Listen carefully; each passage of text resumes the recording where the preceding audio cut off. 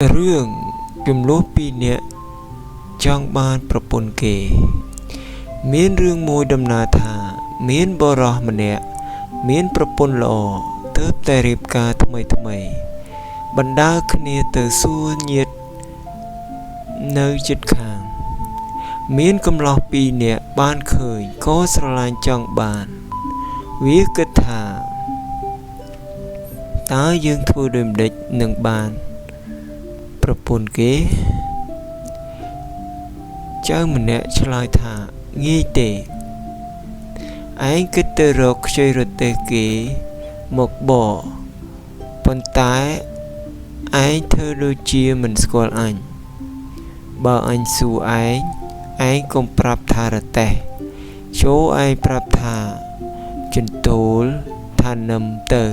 វិញទើបកំឡោះម្នាក់នោះទៅខ្ចីរទេះគេមកបឲ្យជួបនឹងបរិសបណ្ដាប្រពន្ធនោះដើរមកដល់ក៏កំឡោះម្នាក់នោះសួរថាណែអ្នកអញ្ជើញមកអាយឈប់និយាយគ្នាលេងបន្តិចសិនបរិសការប្រពន្ធថ្មីក៏ចូលទៅអង្គុយលេងលុះកំឡោះម្នាក់បរទេសមកដល់វាក៏ធ្វើសួរថានេះហៅអ្វីអ្នកបរិសប្តីប្រពន្ធឆ្លើយប្រាប់ថាគេហៅរទេះបរិសនោះក៏សួរថាមែនឬអ្នកបរិសនោះថាមែនបើអ្នកហ៊ានភ្នាល់នឹងខ្ញុំទេបរិសនោះសួរថាអ្នកឯងមានទ្រព្យអ្វីភ្នាល់នឹងយើងកំឡោះនោះថាបើខ្ញុំចាញ់ខ្ញុំនៅ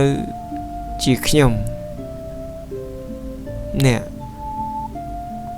បើខ្ញុំឈ្នះសូមតែប្រពន្ធអ្នកបរិសនោះគិតថាប្រកាសជាគេហៅរទេះមែននឹងខ្លាចអ្វីក៏ព្រមនឹងភ្នាល់នឹងគេទៅទើបកំឡោះដែលឈរសួរទៅអ្នកបរទេសចង្អុលសួរទៅចន្ទោលកំឡោះអ្នកបរទេសប្រាប់ថានេះគេហៅចន្ទោលចង្អុលទៅនឹមនេះគេហៅនឹមនេះគេហៅទូកនេះគេហៅត្រាយនេះគេហៅព្រែក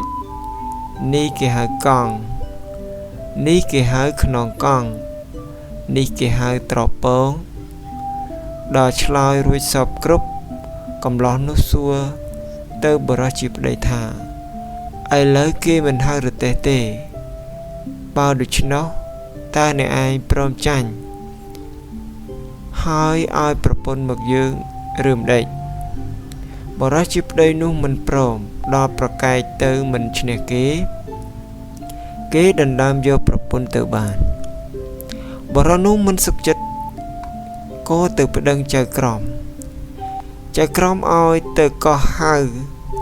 ចៅទាំងពីរនោះមកជំនុំកំឡោះទាំងពីរនាក់នោះវាសោកចៅក្រមក៏កាត់ក្តីថាត្រូវចាញ់គេហើយត្រូវឲ្យប្រពន្ធទៅគេហើយបរិសនោះខឹងណាស់ត្បិតគេយកប្រពន្ធទៅបានដើរផងយំផងដើរបន្តិច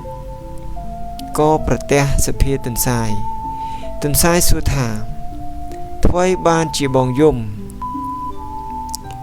បរិសនោះប្រាប់តាមដំណើរសពគ្រប់សភាទន្សាយថាបើដូច្នេះបងឯងកំភៃរកតែចេកឲ្យខ្ញុំស៊ីសិនមកខ្ញុំទៅជួយជំនុំឲ្យបានប្រពន្ធមកវិញ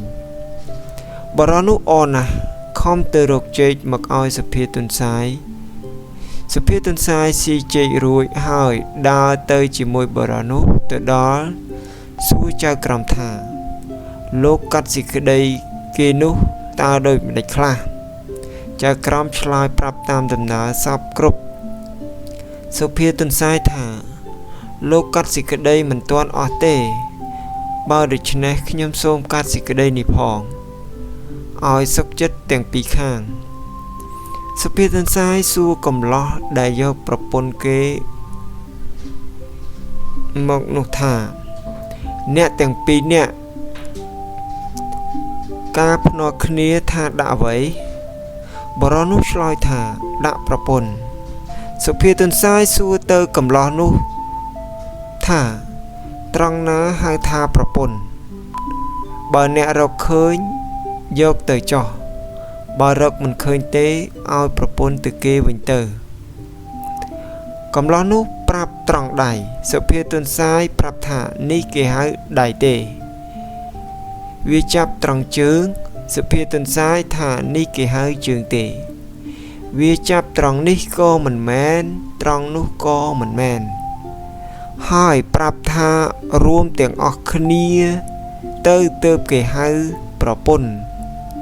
ឯរទេះក៏ដូចគ្នាគឺគេហៅចន្ទោលនឹមទូកត្រាយប្រែកធ្នង់ត្រពងរួមទាំងអស់នេះទៅទើបគេហៅថារទេះបើដូច្នេះឯងយកប្រពន្ធគេមិនបានទេឲ្យមកគេវិញសុភាទន្សាយឲ្យកំឡោះនោះយកប្រពន្ធមកវិញសុភាទន្សាយស្ដីឲ្យលោកចៅក្រមថាបងកាត់សេចក្តីនេះស៊ីតែសំណូកគេគ្មានត្រង់តាមព្រះច្បាប់សោះបរិនោះប្រាប់ប្រពន្ធមកវិញក៏អរណាស់លើកដៃសំពះសុភាទន្សាយថាលោកបងកាត់សេចក្តីនេះពេញហើយត្រង់ហើយឲ្យលោកបានសម្បត្តិសួគ៌និព្វាន